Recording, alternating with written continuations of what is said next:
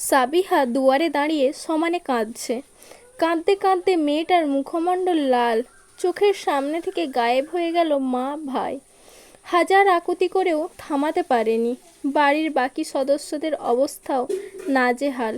অরু ঘুমন্ত মুখশ্রী নিয়ে হন্তদন্ত ভঙ্গিতে নিচে নামছে। তাড়াহুড়ো পায়ে বেরিয়ে গেল দুয়ার খুলে। দীপ্তও তার পিছু পিছু ছুটেছে। তন্ময় করুণ গলায় বলে, আম্মু প্লিজ জেদ করে না, তুমি ভিতরে যাও। জাবেদা বেগম অঝরে কাঁদে, লাগেজ হাতে হাঁটতে শুরু করে ছেলের সামনে। তোকে একা যেতে দেব? কখনো না। কিভাবে থাকবি? কখনো একা বাইরে থাকতে পেরেছিস? হোমসিক হয়ে পড়িস, একা থাকতে পারবি না। তুমি চলে এলে বাবাকে কে দেখবে? অসুস্থ হয়ে পড়বে। সাবিয়ার কথাও তো ভাবা দরকার। কোনো চিন্তা নেই, সুমিতা মুফতি আছে, দেখে শুনে রাখবে। যেদি মায়ের সামনে তন্ময় হার মানল। অরু আর দীপ্ত তাদের সামনে এসে থেমেছে। ঘুমন্ত অরুর ঘুমের রেশ এখনও কাটেনি। মেয়েটা সদ্য ঘুম ভাঙা মুখশ্রী চোখের জলে লেপ্টে। তন্ময় সেই মুখপানে দৃষ্টিপাত করে রইল। অরু জাবেদা বেগমের আঁচল টেনে ধরেছে। এই বড় মা, কোথায় যাচ্ছ আমায় ফেলে? কোথাও যেতে দেব না, চলো বাড়ি। জাবেদা বেগম অরুকে বুকে টেনে নিলেন, মাথায় হাত বুলিয়ে বললেন, তোর চাচ্চুর খেয়াল রাখিস। খুব বড় দায়িত্ব দিয়ে গেলাম, পালন করবি কেমন? অরু সেই কি কান্না, হাওমাও শব্দে কাঁদছে। জাবেদা বেগমকে মানাতে না পেরে তাকাই তন্ময়ের পানে। তন্ময়ের শান্ত মন কিংবা তার শান্ত দৃষ্টি কিছুই আর শান্ত নেই, অশান্ত এবং বেসামাল। অরু দু পা এগিয়ে তন্ময়ের পেটের দিকটার শার্টের অংশ টেনে ধরে। আকুতি ভর্তি কণ্ঠে বলে, ফিরে চলুন না তন্ময় ভাই। তন্ময় নিজের পুরুষালী হাতটা অরুর মাথায় রাখে, অগোছালো চুলগুলো গুছিয়ে দেয়। এক আকাশসম মন খারাপ আড়াল করে গভীর গলায় বলে, বাগানে উদম পায়ে যাবি না। ঘরের দরজা ঘুমানোর আগে বন্ধ করে শুবি। স্কুল যাবার পথে গাড়ি নিবি। বিয়ে গুড গার্ল। অরুর কান্নার মাত্রা বাড়ল বলে তন্ময় দীপ্তর মাথায় হাত বুলিয়ে এগিয়ে সদর দরজা পার করে। জাবেদা বেগম শেষবার নিজেদের বাড়িটার দিকে তাকালেন, আঁচলে মুখ চেপে ছেলের পেছনে পেছনে চলে গেলেন। বারান্দায় আড়াল হয়ে দাঁড়ানো মোস্তফা সাহেবের নয়ন ভর্তি জল। খুব গোপনে কোণ ঘেঁষে আসা জল মুছে নিলেন। লালিত করুণ চোখজোড়া দেখে গেল যন্ত্রণাদায়ক দৃশ্যটি। ডেবিট, ক্রেডিট, এমনকি গাড়ির চাবি সহ সব কিছুই তন্ময় রেখে এসেছে লিভিং রুমে। পকেটে হাজারের ওপরে কিছু টাকা। সে একা হলে বন্ধুদের বাড়ি উঠে যেত, তবে সঙ্গে তার মা রয়েছে, এজন্য তন্ময় বেশ চিন্তায় পড়ে। জাবেদা বেগম ছেলের চিন্তা বুঝে নিলেন মুহূর্তে। তিনি কাঁধ ব্যাগে হাত ঢুকিয়ে কিছু টাকা বের করে বলেন, এগুলো আমার জমানো, 10,000। তোর নানা দিয়েছিলেন, আপাতত নে, তারপর গয়না আছে, এগুলোও তোর নানির, বিক্রি করে ফেলবি।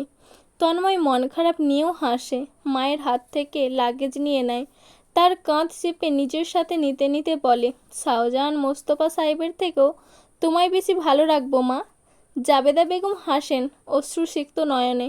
আগ বাড়িয়ে ছেলের ঘামে ভেজা মুখশ্রী মুছে দিলেন আঁচল দিয়ে। রানিং শপ রেস্টুরেন্টে ঢুকে প্রথমেই জাবেদা বেগমকে বসিয়ে দিল সোফায়।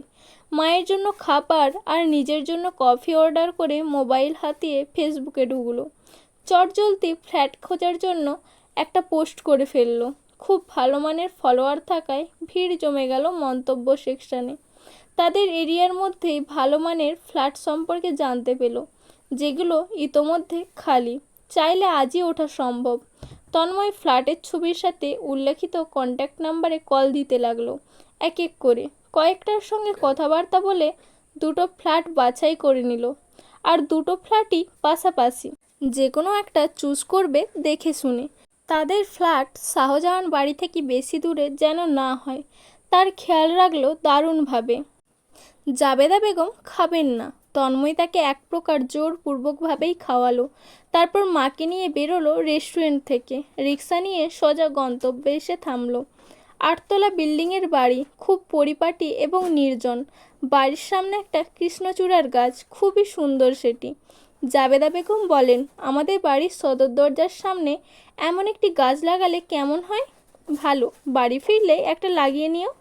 জাবেদা বেগম মন খারাপ করলেন, সে তো কত দেরি, তাহলে কাল এনে দিব, আপাতত বারান্দায় লাগিয়ে নাও। হ্যাঁ, ভালো বলেছিস। ফ্ল্যাটটি পছন্দ হলো জাবেদা বেগমের। বারান্দাখানা ভীষণ বড়। সবথেকে ভালো বিষয়, দুটো বেডরুমেই বারান্দা, বড় রান্নাঘর, লিভিং রুমে দারুণ স্পেস। সমস্যা হলো ভাড়া নিয়ে 30,000। তন্ময় অবশ্য গ্রাহ্য করল না। সে অগ্রিম 10,000 দিয়ে তৎক্ষণাৎ উঠে পড়ল।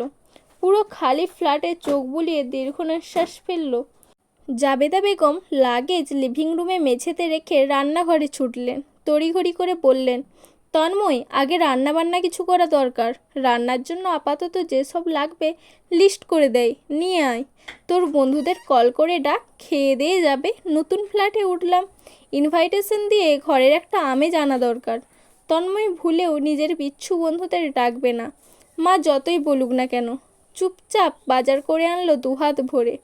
মায়ের হাতে সেগুলো ধরিয়ে সে বারান্দায় দাঁড়ালো।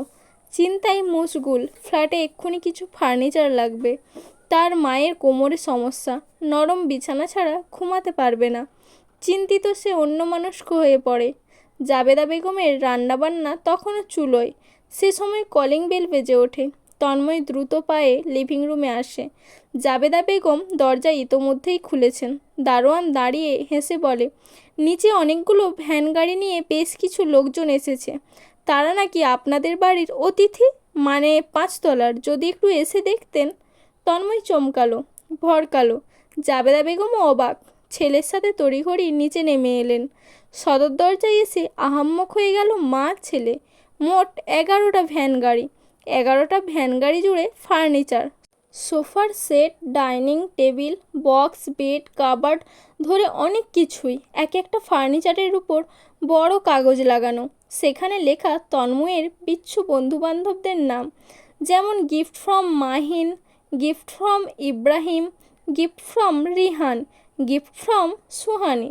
মাহিন হইচই ফেলে এগিয়ে আসলো। আন্টি দাওয়াত দিয়েছে, দাওয়াত খেতে আসলাম, খালি হাতে তো আর আসা যায় না। তন্ময় নির্বিমেষ চোখে শুধু তাকিয়ে রইল। সে আসলে রাগবে নাকি কাঁদবে নাকি হাসবে বুঝে পেল না।